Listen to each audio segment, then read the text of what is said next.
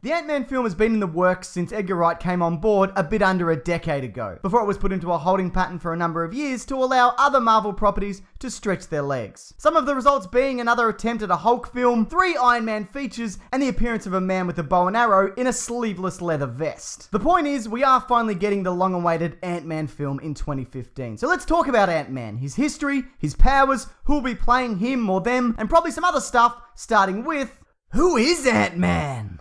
Ant-Man is what's referred to as a legacy hero, a character who's had a number of people, possibly a family member or a descendant, or someone else entirely, who's taken up the mantle. The Phantom, the Flash, Green Lantern, Robin, Captain America, these are all examples of the thing I just said. There also exists a number of legacy villains. That's hardly relevant though, it's weird that you brought it up. A variety of people have taken on the Ant-Man role across different time periods and alternative realities, some adopting his powers if not his name, but really there are 3 main characters who refer to themselves as Ant-Man from the Marvel Universe. The first of which being Henry Pym, or Hank Pym. He developed size-altering technology through his discovery of Pym particles, as well as constructing a helmet that can communicate with insects, but more on those things in a bit. Throughout the years, he's changed his superhero identity a number of times, adopting the names Giant Man, Goliath, Yellow Jacket, and the Wasp. Speaking of which, he's had a number of relationships over the years. The main one being with his wife, Janet Van Dyne, who he shared the Ant-Man technology with and whom assumed the identity of the Wasp. He also hit her once, but the less probably said about that,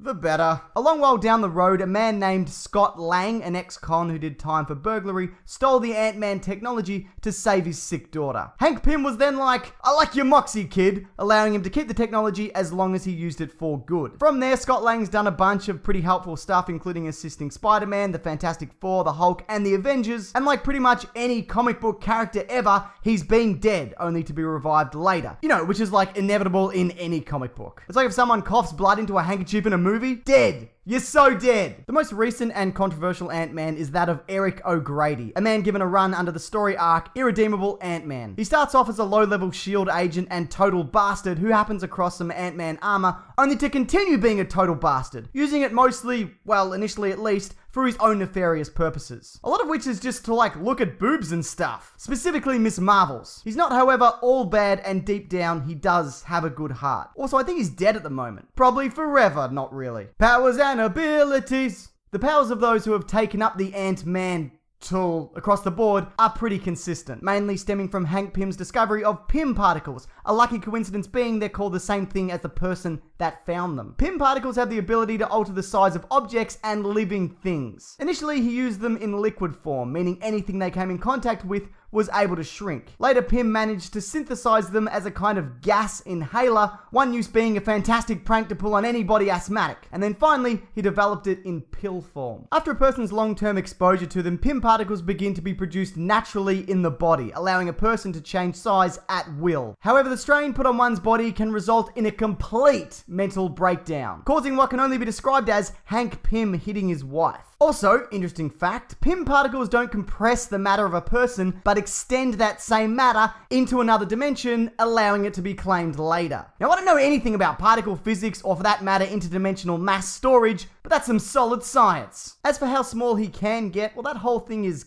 kind of vague. His seemingly fallback size is the size of an insect, or an ant, I guess. My podcast co-host Mason tells me that he can't quite get to a microscopic level, unlike the Atom, the DC character with similar-ish abilities. What's great about Ant-Man is, though, he retains the strength from when he's a regular-sized man. So he could totally punch someone's tooth right out! His size manipulation also makes him perfect for stealth missions and escape when he needs to. Now, not everybody knows this, maybe you do, probably, I don't know, but Pym particles also give him the ability to increase his mass, meaning he's capable of becoming about 100 feet tall max, and with this increased size comes increased strength. His strength, though, doesn't compare to, say, that of the Hulk or Thor, but he is capable of lifting around 100 ton at his peak ability, which is more than your dad. Of course, being this big makes him slower and more susceptible to things like pressure point attacks, as these vulnerable spots are much larger. Ant-Man also possesses a helmet which allows him to communicate with insects, not commanding them so much, but asking them to help him out, sometimes maybe using them to disable a computer or blind his enemies. The helmet also comes equipped with a voice amplifier, so those around him can still hear him if need be. Different Ant-Men also have different equipment depending on the era. Things like ropes or robotic arms, jetpacks, and a bunch of other stuff I'm not going to get into, because looking up variations of comic book characters on the internet is a dark and consuming hole from which I'll probably never return. Depending on which Ant-Man we're talking about, his physical abilities vary. All of them maintain a good level of fitness for men their age and have degrees of hand-to-hand combat training. For example, Hank Pym is great at judo. He probably has all the belts if getting belts in judo is a thing. Intellectually though, there's much more variation. Hank Pym is clearly the most intelligent, with him discovering the use of Pym particles, though Reed Richards once claimed to know more about them than he did. He's also an expert in artificial intelligence, which led to the creation of Ultron, which is bad, but Ultron created Vision, which is good. Scott Lang, on the other hand, is an expert in electronics. A lot of those skills he acquired when in prison, whilst Eric O'Grady appears to have an average level of intelligence. Not even being quite capable of mastering talking to insects, but he does have a lot of additional technology, which he mostly uses to be a total prick, which I may have mentioned. Villains! As for villains, Ant-Man has his fair share, but other than his own creation, Ultron, who's a fantastic adversary, none of which are that noteworthy. Now, I'm sure there are some of you who disagree, and that's fair enough, but his rogues gallery isn't a patch on the likes of Batman or Spider-Man. Sure, there's ones like the Eric O'Grady life model decoy, who's pretty interesting, and Egghead, but Batman even has an Egghead, pictured here holding an egg, clearly edging out the Marvel version on the use and love of egg-related criminal shenanigans. I could go through all the villains listed in the Marvel database, but they're all there if you do want to read up on them. In a nutshell though, he's gone up against a number of popular Marvel villains and organizations like AIM and Hydra, plus he sided with Tony Stark during the Superhero Registration Act. His main contribution though ended up being having a hand in the creation of a cybernetic clone of Thor who killed Goliath, causing a number of pro-registration heroes such as Sue Storm and Spider-Man to switch sides. Great job, Pym! Ant-Man 2015! At this point, there are a few things we know for certain about the 2015 Ant-Man movie. Paul Rudd will indeed be playing the title character, though that being of Scott Lang. The original Ant-Man, Hank Pym, will be played by Michael Douglas. The movie will be set in the present-day Marvel Cinematic Universe, but will most likely have a prologue, as explained by Edgar Wright in 2006, where the Hank Pym Ant-Man will be in action in the 60s. This clearly indicates that between Captain America, the very first Avenger, and Iron Man, the first MCU movie character,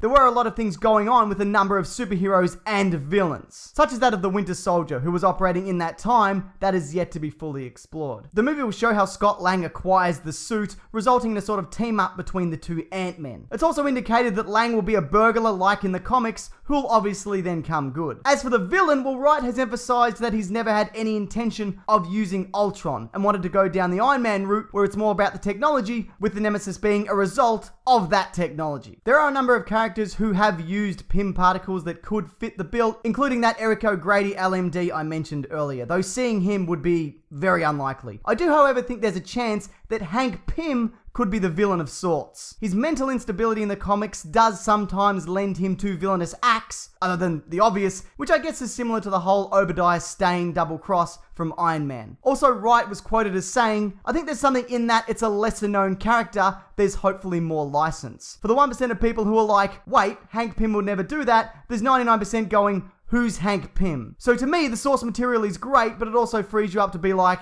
I'm gonna make a movie. Sure, it's a bit of a stretch, but Hank Pym being a probably not entirely evil villain is more likely than, say, I don't know, Egghead or Egg Foo, especially because Egg Foo is a DC character. I've been trying to shoehorn this horrible racial stereotype into a video for a while now, and this seems a good a time as any, am I right? Fun fact, he fights with his moustache. The movie, though, will be a heist film, no doubt with the use of minor villains and probably a sinister organization along the way. It's been referred to by Wright as a kind of crime action genre piece that happens to have this amazing piece of tech. Also, I'd say we'll see the use of Pym particles in gas form, as he has referenced the use of gas in the past, and this test footage suit appears to be equipped with some kind of gas mask. So there you go. If you'd like to know more about Ant-Man, the good news is you're currently on a device that can literally look up anything. But if you'd prefer something in audio form, this week's episode of the Weekly Planet podcast goes through all these things talked about here in more detail, plus extra stuff like, some recommended Ant-Man story arcs. That's on iTunes and other online sources that I've linked below if you're interested. Ant-Man though, what are your thoughts? Is he a character that interests you? And are you looking forward to the movie despite him not being a super well-known property? You can leave your thoughts below or via my Twitter and Facebook Facebook pages,